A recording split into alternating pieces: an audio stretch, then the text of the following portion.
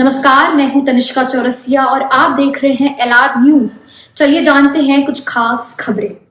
Police विभाग का इतना करप्शन उत्तर प्रदेश के लोगों ने कभी नहीं देखा होगा, इतना हो रहा है और हर तरह का करप्शन है। जितने तरह के करप्शन होते हैं, हर तरह का करप्शन पुलिस विभाग में है। और उसका परिणाम क्या है? आज Uttar Pradesh crime against women में नंबर 1 है। क्राइम अगेंस्ट वुमेन में नंबर 1 है। क्राइम अगेंस्ट SC ST बहुत से प्रदेशों को हम पीछे छोड़ गए और कस्टोडियल डेथ में हम न जाने कहां हैं। और ये सरकार संविधान की बाबा साहब भीमराव अंबेडकर जी का जो आर्टिकल 21 है, जो आर्टिकल 21 कहता है, उसकी भी सरकार परवाह नहीं कर रही है। क्योंकि कई बार ये लोग बैलेंस करने के लिए भी जान ले लेते हैं। अगर किसी की जान ले ली, उंगली उठ गई, तो उन्हें बैलेंस करना है तो अपने आदमी को भी वो मार देंगे। सोचिए आप, आर्टिकल 21 संविधान का, बाबा साहब का, कि आप जान नहीं ले सकते किसी की। और कस्टोडियल डेथ में हम कहां पहुंच गए? Cyber crime. साइबर क्राइम में भी हम लोग न जाने कहां हैं। एक पिछले दिनों हमने सदन में भी कहा था, लेकिन खुल के बात नहीं कही थी। आप लोगों ने देखा होगा, बहुत सारे अखबारों में वो विज्ञापन आया था कि वो जेल के अंदर एक गधा बंद है। सभी अखबारों में बड़े फ्रंट पे आया था। हमें तो यही नहीं समझ में आया गधा कौन है। एक विज्ञापन अखबारों में आया जिसमें जेल के अंदर एक गधा दिखाया गया। हमें यही नहीं समझ में आया गधा किसको कह रही सरकार ये। और जब हमने उस पर ट्वीट कर दिया, एक्स पे लिख दिया, उसके बाद से वो एड भी आना बंद हो गया। थाने का करप्शन आपको याद होगा। एक थाना बलिया का, उसकी आमदनी क्या थी? प्रतिदिन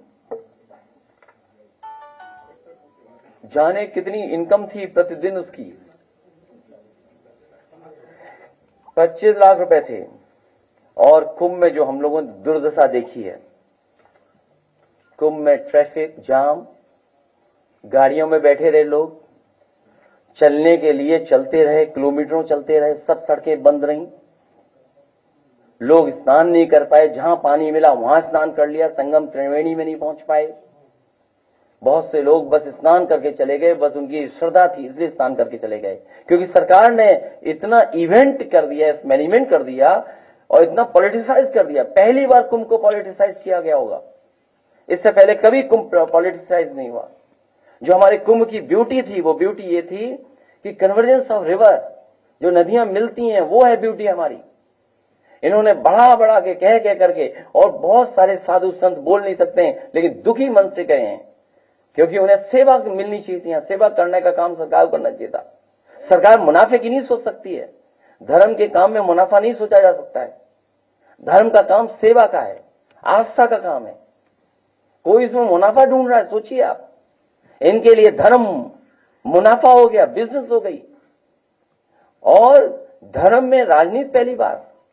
सम्राट हर्षवर्धन ने जहां शुरू किया था कुंभ, वैसे तो पौराणिक है, लेकिन जो डॉक्यूमेंटेड हिस्ट्री बोलती है वो यही बोलती है कि सम्राट हर्षवर्धन ने कभी कुंभ शुरू किया था। सम्राट हर्षवर्धन वहां पहुंचते थे, 75 दिन रह करके दान कर करके जाते, स्नान करते थे लोग, और सभी धर्मों के लोग बुलाया जाता था। सभी धर्मों के लोग मौजूद रहते थे। जैसे इन्होंने कुंभ शुरू किया, जिस व्यक्ति ने कभी कुंभ शुरू किया उसकी प्रतिभा ही हटा दी वहां से।